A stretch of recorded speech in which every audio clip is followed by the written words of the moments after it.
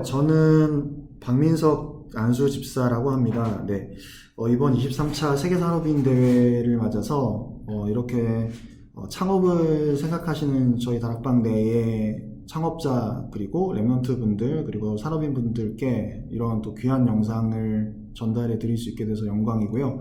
저는 지금 광주 예일교회 박성진 목사님 심무하시는 광주 예일교회를 지금 섬기고 있고, 현재 이제 직장은 서울에서 지금 골든트리 투자자문이라는 자문업 회사를 하고 있습니다. 창업을 시작한 지 저희가 2017년 초에 이제 시작을 저희가 정식적으로 했고요. 지금 이제 3년 차를 넘어가서 이제 투자 자문업을 진행을 하고 있습니다.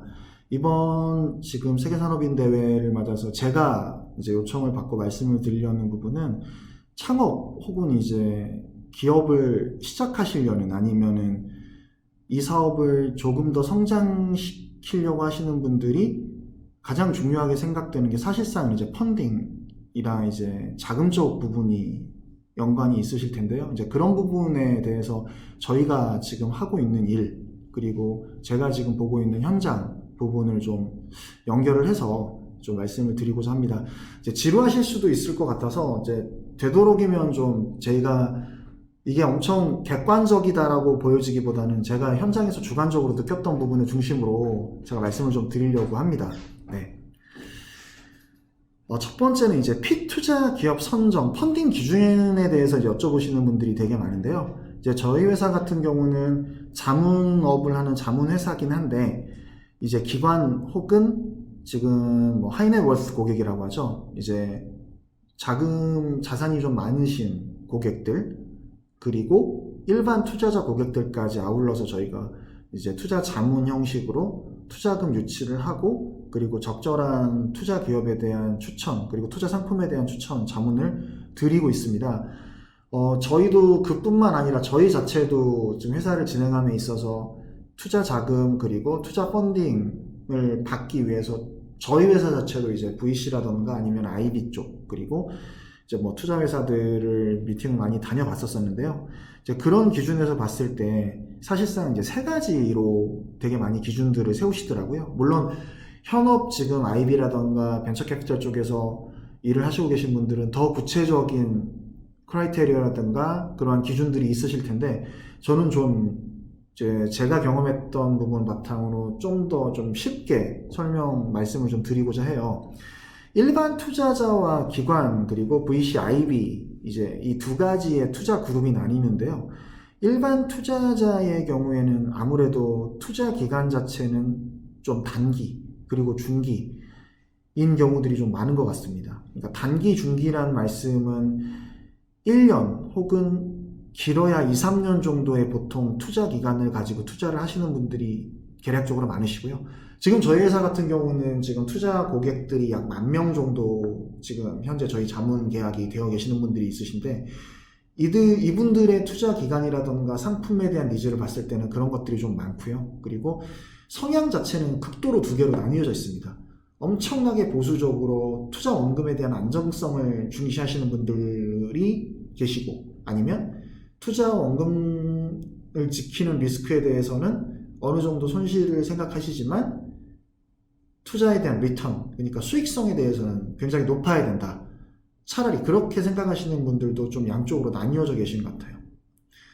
창업을 그리고 지금 회사를 설립해서 펀딩을 생각하시는 분들은 아무래도 기관이라던가 VC, IB 쪽을 생각을 하실 텐데, 일단은 장기 투자에 대한 성격이 이쪽은 좀 강하고요. 그러니까 최소 3년에서 5년 이상의 투자까지도 좀 생각을 하는 경우가 있고, 성향 자체는 보수적인 성향을 가지고 있는 게 일반적이긴 한데, 꼭 그렇지만도 않은 부분은 뭐냐면, 이들은 보통 포트폴리오를 운영을 합니다. 그래서 포트폴리오란 정말 가능성이 있고 포텐셜이 보여지는 스타트업 혹은 벤처, 이 기업들에게 한 7개에서 10개 정도의 포트폴리오, 기업 셀렉션을 가지고 여기에 본인들의 포트를 쭉 그 기업들에게 분산해서 본인들이 세팅을 한 그 총 자금을 분산해서 각각 투자를 시키고요.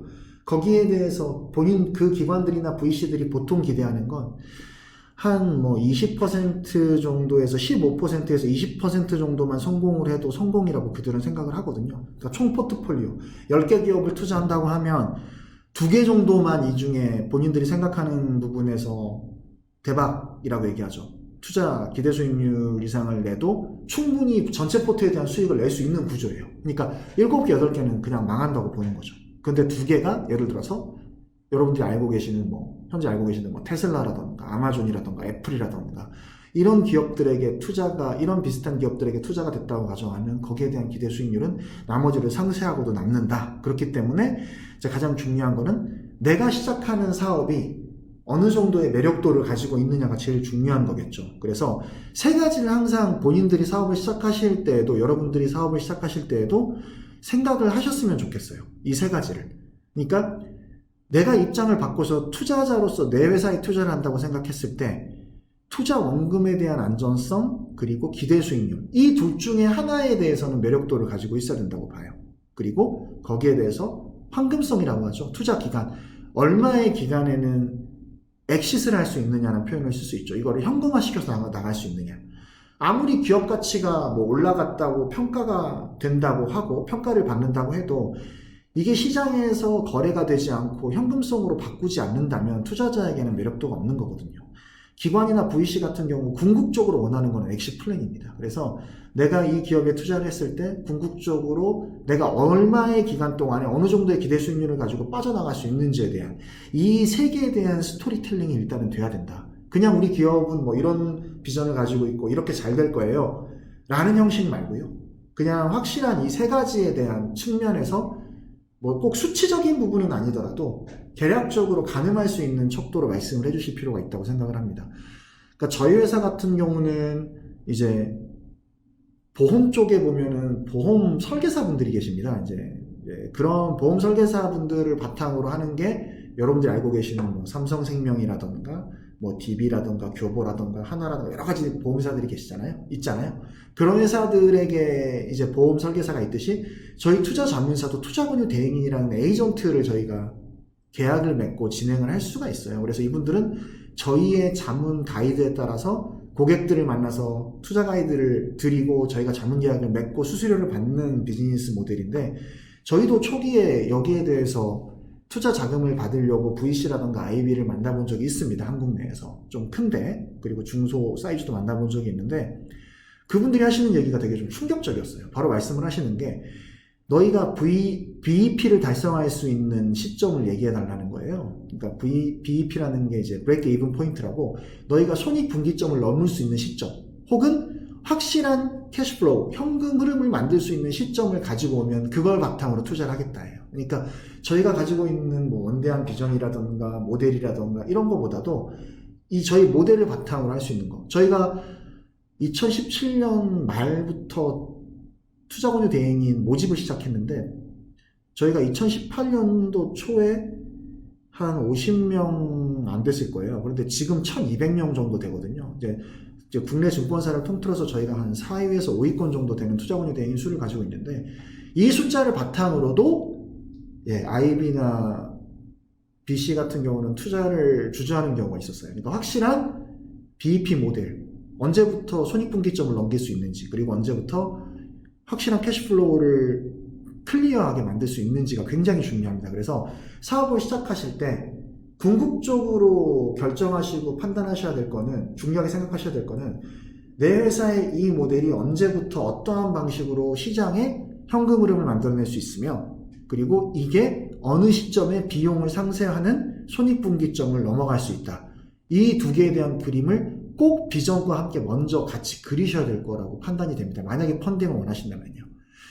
사업을 시작하는 대주주분들이 많은 현금 흐름이나 많은 자금이나, 예를 들어서 금수저라고 하나요? 그래서 주변에 서포트 해주실 분들이 있어서 나는 내가 그냥 지분 희석 없이 돈을 넣을 수 있다라고 하시면은 크게 신경 쓰시지 않아도 되지만, 나는 이 사업을 예를 들어서 대중화시키고 그리고 이 사업에 대한 스테이지를 올려나가는 데 있어서 현금 흐름이 되게 필요하다, 펀딩이 필요하다고 생각하시면 제가 말씀드렸던 부분들, 현금 흐름에 대한 창출, 그리고 BEP에 대한 기준을 이제 사업을 시작했는데 이걸 벌써부터 할 필요가 있나요가 아니라 초기에서부터 같이 그려 나가셔야 될 거라고 봐요. 저희는 그게 안 돼가지고 처음에는 투자금융 대행을 늘리고 저희가 자문을 하는 AUM이라고 하죠. 그게 Asset Under Management라고 하는데 저희가 관리하고 있는 저희가 자문하고 있는 자산만 빨리 1000억대로 넘기고 뭐 1500억, 2000억, 3000억대를 넘기면 되겠지라고 생각을 했는데 궁극적으로 저희도 펀딩을 하려고 갔을 때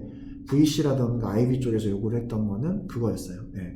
너희가 현재 나오는 현금 흐름에 대한 지속성 그리고 BEP에 대한 계획을 가지고 와라. 그래서 꼭 그 부분에 대해서 좀 생각을 해주셨으면 좋을 것 같고요. 이제 두 번째는 이제 이런 부분이 있습니다. 이제 요새 좀 되게 핫한 이제 기업들 몇 개를 말씀을 드릴게요. 이제 많은 분들 아시겠지만 카카오 게임즈 아시죠? 지금 상장을 며칠 전에 했어요. 그런데 이제 상장을 하는데 이제 청약을 받습니다.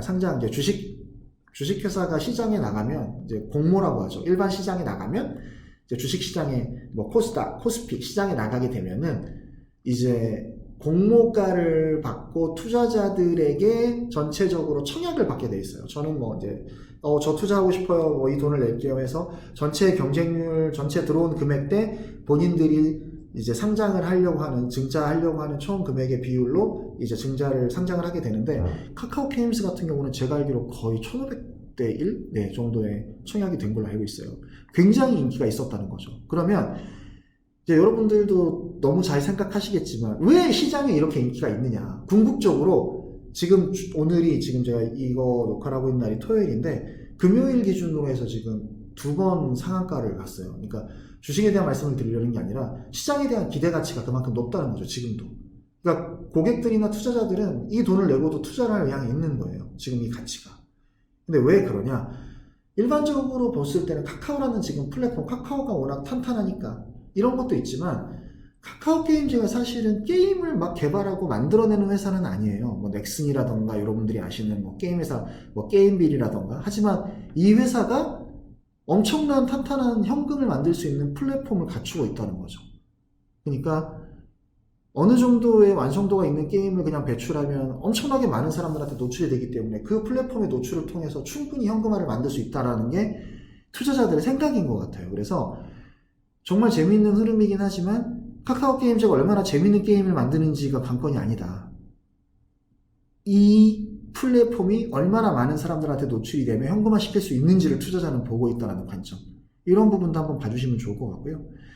이제 SK 바이오팜이라고도 되게 좀 유명했었습니다. 그래서 이건 사실은 이제 현재 일반 투자자들이 관심을 많이 가졌던 게 기존의 바이오 회사들이 뭐 암이라든가 아니면은 불치병이라든가 여러 가지 뭐 지금 약간 치료하기 어려운 난치병이라든가 이런 거에 대한 뭐 치료제 혹은 거기에 대한 시스템을 만들어내는 것보다는 현재 코로나19가 엄청난 어떻게 보면은 지금 저희가 살고 있는 그 100여 년 동안에 가장 큰 문제를 만들어내고 변화를 만들어내고 있는 하나의 좀 상황이라고 보여지는데요.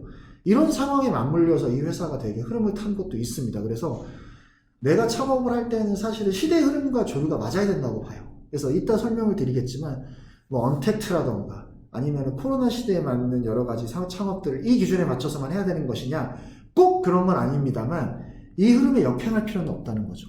SK 바이오팜은 그러한 기대를 되게 많이 가졌어요. 그래서 그러한 부분에 맞물려서 초기에 공모에 들어갔을 때 되게 많은 시장의 기대를 받은 적이 있다. 이런 부분도 좀 설명을 드리고 싶고, 그리고 이제 빅히트 엔터테인먼트는 이제 저희도 지금 저희가 하는 다른 사업으로 인해서 좀 연결을 하고 있는데, 예, 지금 방탄소년단이 지금 빌보드 2주 연속 차트에서 1위를 지금 하고 있습니다. 지금 대한민국 역대 가수로는 최초로. 이게 상당한 시장성에 대해서 의미를 갖는다는 거죠. 여러분들이 잘 알고 계시는 뭐 설계사가 있습니다. 지금 1990년도부터 거의 지금까지의 대한민국의 문화를 주도해왔던, 우리가 지금 생각하는 문화기업 그리고 문화에 대한 부분들을 많이 가지고 있지만 현재 세상의 문화를 거의 주도하고 있는 세 개의 지금 기업들이 있죠. SM 엔터테인먼트, 그리고 YG, JYP. 이 세 개의 지금 기업 시가총액이라고 하죠. 기업 가치를 다 합친 것보다 빅히트가 공모를 상장을 했을 시에 갖는 가치가 훨씬 더 크다고 합니다. 지금 현재 그렇게 공모 예정이 되고 있어요.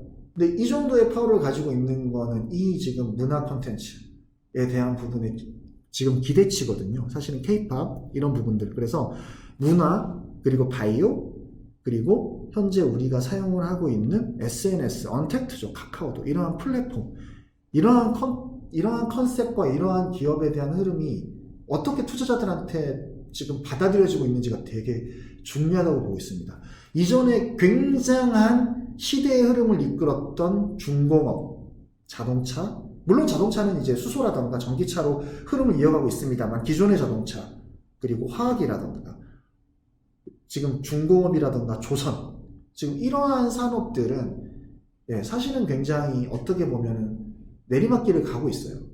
내리막길을 엄청 갔었죠. 그런데 이들도 여러 가지 활로를 찾고 있습니다. 화학 같은 경우는 전기차에 대한 2차 전기 배터리에 대한 부분으로 활로를 찾아가고 있고요. 그리고 말씀드렸던 차, 수소차와 전기차, 기존의 차량은 그렇게 변화를 하고 있습니다. 조선도 약간은 지금 살아나는 부분이 있지만 기존의 모델로는 힘들다는 거죠. 그래서 창업을 하실 때는 엄청나게 번뜩이는 아이디어 이런 것도 좋지만 확실한 현금 흐름을 창출해낼 수 있는 2차적인 부분도 되게 중요합니다. 그래서 오른쪽에 대한 이제 이 화면에 대한 부분은 뭐냐면 제가 이제 보여드렸죠. 현금 창출력 그리고 BEP를 만들어내는 거 아까 말씀드렸던 그 다음 되게 중요한 키워드가 바로 이겁니다. 시장 장악력. 시장 장악력이 엄청나게 중요하다고 봐요. 이제 위에 이제 아시아나 항공에 대한 부분을 말씀을 드렸던 거는 아시아나 항공 같은 경우는 지금 얼마 전에 이제 HDC, 현대개발, 현대산업개발, 현대 이제 뭐 아이파크라든가 아파트를 짓는 회사죠. 이제 여러 가지 사업들을 하는데 이 회사가 원래 아시아나 항공, 우리나라는 대한항공과 아시아나 항공이 어떻게 보면 2대 국적기라고 거의 보여질 만큼 두 개의 큰 틀을 가지고 있지 않습니까? 물론 중소형 항공사들이 많이 생겨나긴 했지만 이 두 개가 큰 틀을 가지고 있는데 아시아나항공 같은 경우는 사실상 현대 HDC에서 못하겠다라는 얘기를 했어요. 그래서 2,500억의 큰 돈을 처음에 베팅을 해서 우선 협상자로서의 권한을 따서 협상을 진행했지만 궁극적으로는 그 손실을 감수하고 지금 포기를 했습니다. 인수를.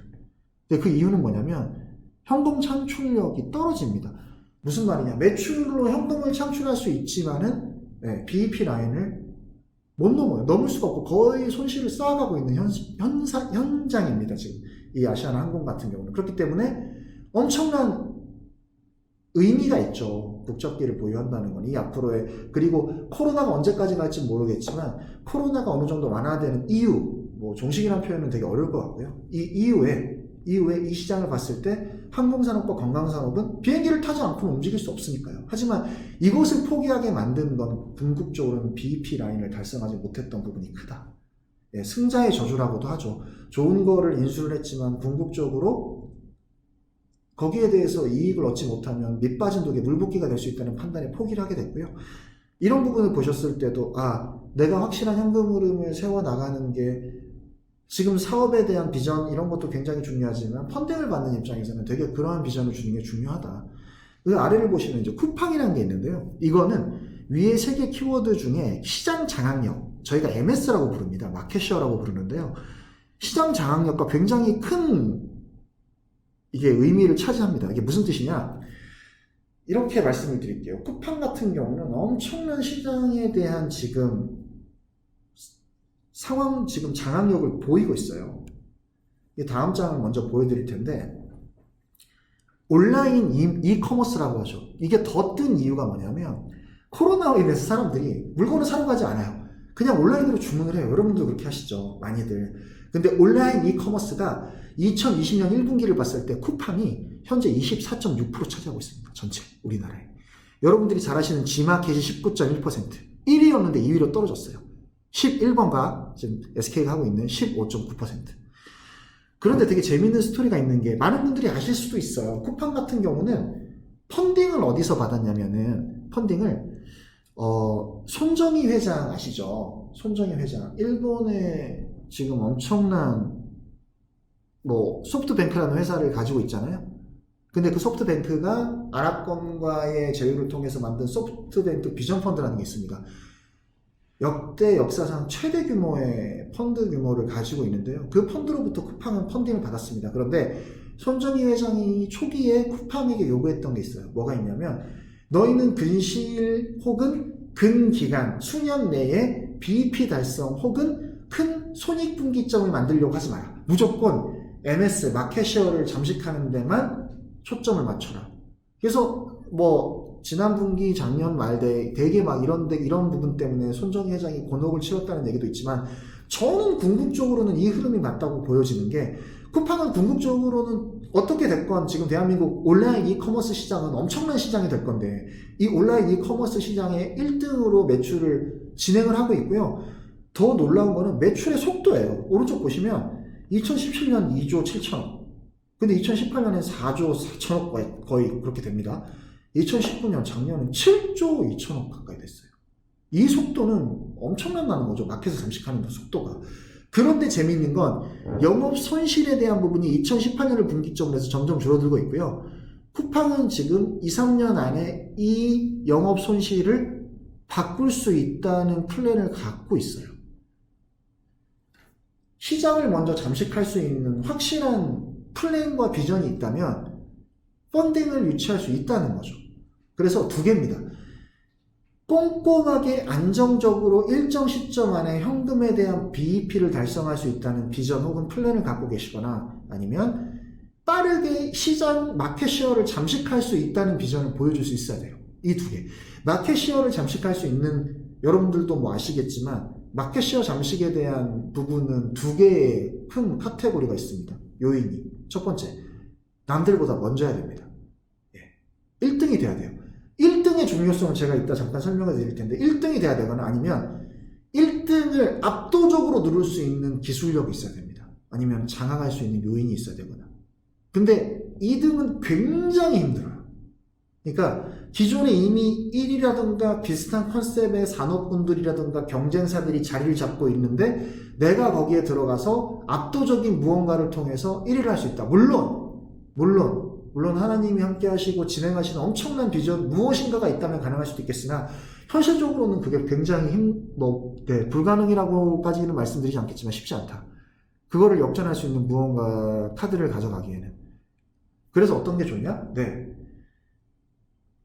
굉장히 큰 틀에서는 비슷하지만 현금 흐름을 만들어낼 수 있는 플랫폼 혹은 그 모델에서는 차별성을 보일 수 있는 유니크함을 가지고 있는 무언가를 먼저 시작하는 게 그만큼 중요하다는 거죠. 현재 트렌드를 감안해서. 1위가 얼마나 중요한지에 대한 부분을 제가 보여드릴게요. 쿠팡을 보시면요. 이제 쿠팡 아래 보시면 뭐가 있냐면, 배달의 민족 보이시죠? 배달의 민족. 배달의 민족이 현재 배달업계 1위입니다. 이거 가장 많이 빨리 시작을 했고, 여러분들도 배민을 아시잖아요. 얘도 우리 민족이었어. 우리도 다 같은 한 민족 아니냐. 이렇게 배달의 민족으로 컨셉을 진행을 했는데, 이제 그 뒤에 따라 나오는 요기요, 그리고 배달통, 여러분들도 광고로 많이 접해보셨죠? 2, 3위로 이제 이렇게 시장 진입을 했습니다. 현재 배달의 기준을 보면은 이용자 수입니다. 이게 배달의 민족 같은 경우는 880만입니다. 거의 900만 육박해요. 엄청나죠? 성인들의 기준으로 봤을 때 거의 절반 정도가 쓴다고 보시면 될 것 같고요. 요기요 같은 경우는 엄청난, 제가 알기로도 마케팅 비용과 여러 가지 부분들 노력을 했어요. 지금 490만, 500만 정도 됩니다. 약 60% 정도 밖에 되지 않죠, 배달의 민족에. 그리고 배달통 같은 경우도 여러분들이 좀 접해보신 적이 있으실 거예요. 43만 정도 됩니다, 이용자가. 그러니까 이건 뭘 얘기하냐면, 업계 1위의 이 컨셉을 자리 잡고 있는 게 얼마나 중요한 거며, 마켓쉐어를 지지하는데, 이것을 역전시키는 데는 비슷한 컨셉으로는 굉장한 어려움이 있다. 궁극적으로는 여러 가지 마케팅을 할 수밖에 없어요. 치킨 게임이라고도 하죠. 제 살 깎아먹기. 그러니까 1위가 고수하고 있는, 유지하고 있는 프라이싱, 예를 들어서 금액에 대한 책정이라던가 판매 금액이라던가 이런 것들을 굉장히 낮추면서 이익률을 낮춰가면서 진행할 수밖에 없는데, 이렇게 하면은 궁극적으로는 안 됩니다. 엄청난 펀딩을 지속적으로 쿠팡처럼 받지 않는 이상은 진행을 할 수가 없어요. 마켓쉐어를 먹는 게. 그렇기 때문에 1위로 컨셉을 이 시장에 진입을 하는 게 역대적으로 봤을 땐 굉장히 중요하다. 그래서 또 재밌는 거는 어떤 현상이 벌어졌냐면, 2위인 요기요와 3위인 배달통을 가지고 있는 딜리버리 히어로라는 회사가 있습니다. 이 회사가 배달의 민족을 인수하게 됩니다. 1위를. 그렇게 엑시트를 하는 경우도 있어요. 배달의 민족은 엄청난 금액을 엑시트를 한 거죠. 그러니까 이 3위를 펀딩하고 있는 회사가 되게 자금력이 있는 회사인데 도저히 판단을 한 거예요. 얘네 마켓쉐어를 뛰어넘기 위해서 돈을 더 이상 투여를 하는 게 의미가 없다. 차라리 그 돈을 다 집약해서 얘네를 사는 게 낫겠다라고 해서 얘네를 그냥 산 거예요. 그렇게 해서 엑시스를 진행할 수도 있습니다. 그래서 그만큼 마켓쉐어, MS를 먼저 시장에 진입하는 게 중요하다. 그래서 여러 가지 방향이 있겠죠. 기도, 그리고 여러분들이 생각하시는 비전의 영감을 통해서 이 시장에 남들이 미처 아직 생각하지 못했던 그 빈틈을 니치 마켓이라고 하죠. 그 부분을 잘 들어가서 그 부분에 대해서 플랫폼을 구축하고 모델을 진행하는 게 저는 굉장히 중요하다고 봅니다. 그게 너무 어려운 거죠. 이제 저희 같은 경우도 투자 자문업은 기존의 투자 자문업이라고 하면 큰 기관 한두 개라던가 혹은 큰 제도권에 있는 금융사로부터 돈을 받아서 그 자금으로 자문이라던가 운용을 하는 게 대부분이었어요. 근데 저희 모델은 그렇게 하지 않고 저희 모델은 미국과 유럽에서는 이미 있었던 모델인데요. 이게 RIA라고 해가지고 Registered Investment Advisor라는 개념이 있어요. 이게 뭐냐면 땅덩어리가 크기 때문에 각각에 퍼져 있는 지점처럼 자문사들이 나가 있으면서 거기에 소속되어 있는 에이전트들이 1대1로 보험 설계사들이 하듯이 나가서 진행을 해주는 모델인데요. 아직까지 투자 자문사가 우리나라에서 이 모델을 한 적은 없습니다. 그래서 저희 같은 경우는 파트너들이 미국에서 좀 일과 사업을 했던 파트너들이 이 부분을 진행을 하는 거에 대한 매력도를 느꼈고 초기에 되게 이 부분에 대한 자금 투여라던가 시장에 대한 진입 그리고 이 시장에 대한 인식을 바꾸고 세팅을 하는데 되게 어려움이 많았지만은 현재는 이 모델을 따라하려고 2, 3위권에 있는 자문사들이나 다른 운용사들이 이 모델로 사업을 진행해 보려고 한 적들이 있었어요. 그런데 사실상 갭은 되게 큰 현실이고요. 물론 저희가 지금 BEP 라인을 달성했거나 엄청나게 성공을 하고 있거나 그런 건 전혀 아닙니다. 아직 갈 길이 너무 먼데 마켓쉐어는 그렇다는 거죠. 그래서 그런 부분들도 좀 도움이 되셨으면 좋겠습니다. 저희가 투자 대상 기업을 선정을 했을 때 저희가 지금 2개의 회사를 진행을 좀 대표적으로 한 적이 있습니다. 이제 JTBC라는 회사와 그래핀스퀘어라는 회사를 진행을 했었는데요. 일반 투자자들한테 이제 저희 같은 경우는 10,000명의 투자자들이 자문계약이 맺어져 있기 때문에 되게 이제 이분들의 니즈라든가 매력도를 되게 직접 최종 투자자들한테 저희가 직접 판단해 볼 수 있죠. 기관은 아니지만. 개인 투자자들은 어떠한 부분들을 많이 봤냐. JTBC 같은 경우는 브랜드 파워를 많이 봤어요. 그래서 당장 지금 JTBC 같은 경우도 BEP를 만들어내고 있는 상황은 아닙니다. 하지만 지금 뉴스룸이라든가 이런 부분에 대한 내용들이 여러분들 너무 잘 알고 계시죠. 뉴스 브랜드 파워가 지금 현재 1위로 공중파를 앞서고 있고요.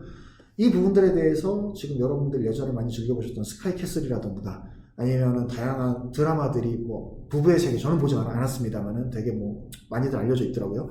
이러한 지금 드라마라던가 쇼라던가 트렌드를 아는 형님 이렇게 진행해 나가고 있는 분들이 인지도가 브랜드 파워가 굉장히 투자자들에게 좋은 이미지로 들어갔고 그분들이 그런 미래에 대한 포텐셜을 보시는 것 같아요. 그러니까 이런 브랜드 파워라면 궁극적으로는 나중에 이 플랫폼을 활용해서 현금화 시키는데 무리가 없지 않겠냐 라는 기준으로 투자자분들이 되게 투자를 하셨고 기억에 남는 건 이런 투자자도 계셨어요.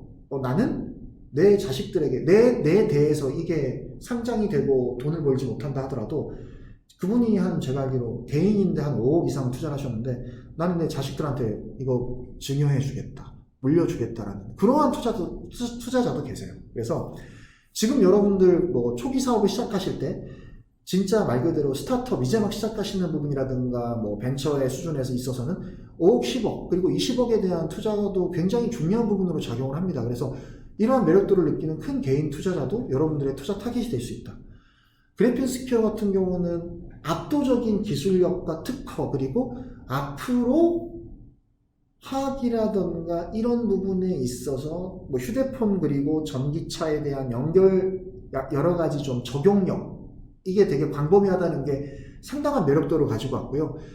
제가 이 2개를 좀 하면서 느꼈던 게 3가지가 있는데 첫 번째는 정말 누구든지 얘기하면 알 수 있는 브랜드 파워 혹은 약간 공공적으로 뮤추얼하게 형성되어 있는 좀 이렇게 인지도가 있으면 되게 투자에 대한 진행이 편하구나. 근데 이거는 솔직히 스타트업이나 VC랑은 관계가 없는 거죠. 두 번째는 뭐냐?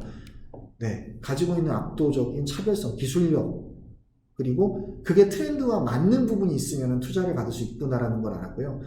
그런데 이제 좀 이건 번외에 대한 얘기인데, 이 두 개의 회사를 하면서 특히 이제 뭐 그래핀스퀘어 같은 경우는 뭐 초기에 시도를 해보려고 했으나 되게 안 되는 부분들이 있었어요. 여러 가지 이제 좀 타이밍이 맞지 않거나. 그런데 이런 부분들이 다른 시장에서 좀 어우러지는 부분들이 있으면서 하나님이 한꺼번에 문을 좀 열어주시는 부분들이 있더라고요. 그래서 정말 궁극적으로 제가 느꼈던 거는 이 모든 것들이 진행이 되지만 정말 하나님이 문을 열어주시지 않으면, 닫으시면 사실은 좀 제가 생각해도 이게 이렇게 이런 흐름으로 이게 되나라는 생각이 들 정도의 부분들이 있었거든요. 그래서 꼭 그런 부분도 저는 기도와 함께 좀 진행을 하시면 좋을 것 같다라는, 필요하다라는 생각이 있습니다. 네. 그리고 이제 시간이 좀 많이 지나서 간단히 말씀드리려고 하는데, 코로나19 이후에 거시적 트렌드가 어떻게 되는지에 대한 궁금증을 많이 갖고 계세요. 이건 좀 저희가 지금 제휴하고 있는 삼성 자산운용에서 이제 자문사들 위주, 자문사 지금 CEO들에게만 지금 배포를 한 자료긴 한데, 현재 지금 섹터, 거시적 경제 트렌드에서 이러한 앞으로 산업들이 유망할 것이다. 지금 이 회사들을 제가 다 설명드리긴 좀 뭐 쉽지 않고, 이 부분들을 꼭 한번 스터디 해보셨으면 좋겠습니다. 왜 지금 이 시점에서 이 트렌드와 이 회사들이 곽강을 받고 있는지. 세마이컨덕터라고 하죠. 4차 산업 핵심 소재, 그리고 클라우딩 기술은 예전부터도 더 그랬지만은 AI와 연계돼서 이 생태계가 어떻게 변하는지, 뭐 네츠카우트라던가 뭐 시트릭스라던가 뭐 마이크로소프트 당연히 아시겠지만, 그리고 5G 너무 잘 아시죠? 이게 앞으로는 언택트에 대한 기술이 더 퍼져 나갈 거기 때문에 여기에 대해서는 속도에 대한 부분도 굉장히 중요합니다. 그래서 뭐 페이콤을 비롯해서 이 회사들도 좀 스터디를 해보시고, 바이오텍에 대한 부분, 코로나 백신에 대한 기대 때문에 이 아래에 있는 모더나도 되게 유명했었죠. 그래서 뭐 엄청난 시총이 막 뛰는 경우도 있었지만 이 회사들도 한번 좀 살펴보셨으면 좋겠다. 그리고 이 다음에 이커머스에 대한 부분, 그래서 이제 이런 회사들, 그리고 이것도 전 되게 재밌다고 생각했어요. 왜 디즈니가 여기 들어갔을까? 월트 디즈니가 억눌린 자유회소에 대한 기재. 그러니까 사람들이 밖을 못 나가잖아요. 그렇기 때문에 사람들이 뭔가의 자유로운 부분을 내가 실제적으로 넷플릭스라든가 월트 디즈니 같이 보면서, 그리고 뭔가를 해보면서 느끼고 싶어하는 것들도 있다는 것도 저는 굉장히, 그리고 음악에 대한 부분, 돌비, 이런 부분들에 연결이 된다는 거에 굉장히 저도 좀 놀라움을 좀 받았고요. 그리고 친환경 사업, 그린 에너지, 이건 앞으로도 굉장히 각광을 받을 것이다. 그리고 F&B, 이것도 재밌어요. 왜냐하면 미국에 사신 분들은 아시겠지만 이번 코로나 사태가 터졌을 때 미국에 연락을 해보니까요, 제일 빨리 마트에서 동이 났던 게 뭔지 아세요? 휴지랍니다. 휴지. 놀라셨죠? 그러니까 두루마리 휴지가 없어서 못 샀다는 거예요. 왜 그랬냐면, 이유는 모르겠는데 집에 있어야 되기 때문에 휴지로 포를 맞고 뭐 휴지를 사용하고, 왜 그랬는지는 저도 진짜 이해가 안 되는데 휴지가 제일 빨리 그렇게 사기 힘들었다고 합니다. 그래서 필수제에 대한 부각이 굉장히 이 코로나 시대에 기본적인 이 필수제도 부각이 되고 있다. 이런 부분들을 좀 살펴보셨으면 좋겠습니다. 이제 이 부분은 뭐냐면, 제가 지인들이 실제적으로 미국에서 스타트업을 시작했던 사람들이에요. 인프리메드라는 회사가 있고요, 어메이지 VR이란 두 개의 회사가 있는데 제가 직접 봤거든요. 어떻게 펀딩을 받고 어떻게 시작을 하는지. 인프리메드는 암 진단 키트를 한 거예요. 그러니까 이 CEO 같은 경우는 임성원이라는 친구인데 스탠퍼드에서 바이오 엔지니어링을 했고요. 지금 이제 거기에서 박사 포닥을 하면서 이제 이 사업을 스타트업을 해서 지금 잘하고 있는데, 암 진단 키트, 암을 특정한 키트를 통해서 제가 알기로 하루도 걸리지 않아요. 굉장히 빠른 시간 내에 암인지 진단을 알 수 있는데 정확도가 90% 이상이라고 하거든요. 근데 이런 거는 많이 있지 않느냐. 컨셉이 하나가 더 플러스 돼 있습니다. 뭐냐면 그냥 암 진단 키트가 아니라요. 여러분들 펫 있죠. 반려동물에 대한 암 진단 키트예요. 그러니까 어떤 시장을 본 거냐면, 지금 반려견과 반려동물이 내 가족처럼 소중하다고 느끼는 분들이 굉장히 많이 있습니다. 점점 늘어나고 있어요. 그래서 반려견이나 동물에 대한 부분들에 대한 돈을 아끼지 않아요. 이 동물들은 의료보험도 되지 않아요. 어떻게 보면은 정말 진료나 치료는 부르는 게 값이다 할 정도로 사람이 입는 옷보다 더 비쌉니다. 사람이 쓰는 물건보다 더 비싸요. 사료도 그렇고요. 그래서 이 동물들에 대한 암 진단 키트에 대한 수요가 폭발적으로 미국에서부터 늘어나고 있습니다. 지금 그걸 가장 빠르게 진행을 하고 있는 회사고, 두 개로부터 펀딩을 받았는데요. 첫 번째는 스타트엑스는 뭐냐면, 이제 미국에서 대학을 졸업하셨거나 진행을 하시는 분들은 한번 생각해 보셔도 좋을 것 같아요. 이게 스탠포드에서 진행이 돼서 중심적으로 가고 있는 건데 이쪽 출신들이나 연관이 되어져 있는 스타트업에 펀딩을 해주는 구조입니다. 그리고 이제 드레이퍼 어소시에이트라고 비트코인으로 엄청난 돈을 벌어들이는 억만장자인데 이러한 쪽에 흥미를 느끼는 자산가들도 있어요. 이렇게 연결이 돼서 투자를 받을 수도 있다. 뭐 이거는 예시로 제가 말씀을 제 주변 지인으로부터 제가 드리는 거고, 어메이지 VR은 4차 산업에 맞는 가상현실 아시죠? 이거를 써가지고 하는 건데 페이스북이 오큘러스라는 플랫폼을 만들었어요. 그게 지금 전 세계 VR에서는 가장 핫한 지금 VR 플랫폼 중에 하나긴 한데 이 오큘러스의 누적 다운로드로 지금 2, 3위 정도를 되고 있는 지금 되게 유명한 회사입니다. 그런데 미국에서 지금 미국 산호세에 파운딩을 했었고 설립을 했었지만 지금 LA로 가서 이 사업을 계속 진행을 하고 있는데 재미있는 거는 펀딩을 누구한테 받았냐? LG 테크놀로지 벤처스로부터 받았어요. 그리고 미래에셋 벤처 투자. 그래서 미국에서 시작을 하시더라도 미국에서 투자를 받기 물론 왼쪽처럼 가능할 수 있습니다. 하지만 어려울 수도 있어요. 그럴 때는 국내 벤처라던가 국내 투자들도 해외 쪽으로 기업에 눈을 돌리고 있는 부분이 많다. 이런 부분도 꼭 좀 포인트로 가져가셨으면 좋겠고, 마지막으로 좀 드리고 싶은 말씀은 이 부분입니다. 사실 제가 지금 이런 말씀을 드리기 너무 좀 부족하고 아직 제가 알기로도 저희 다락방교회라던가 저희 지금 교회 안에서 지금 뭐 벤처캐피털 VC라던가 제가 아는 분들만 해서도 IB 쪽이라던가 엄청난 지금 뭐 더 큰 성공 혹은 더 좋은 방향성을 가지고 하시는 선배님들 그리고 많은 지금 교회분들이 계신 걸로 알고 있습니다. 그런데 그분들이 연락이 되지 않는다라는 이유 때문에 제가 이걸 하게 됐습니다. 그래서 제가 뭐 이거를 사업을 되게 잘하고 이런 게 아니고요. 이 부분에 있어서는 그냥 또 어떻게 우연히 연결이 돼서 제가 그냥 주관적으로 느끼는 부분들을 말씀을 드렸기 때문에 꼭 제가 오늘 드리는 부분이 정답은 아니다. 당연히 아니고요.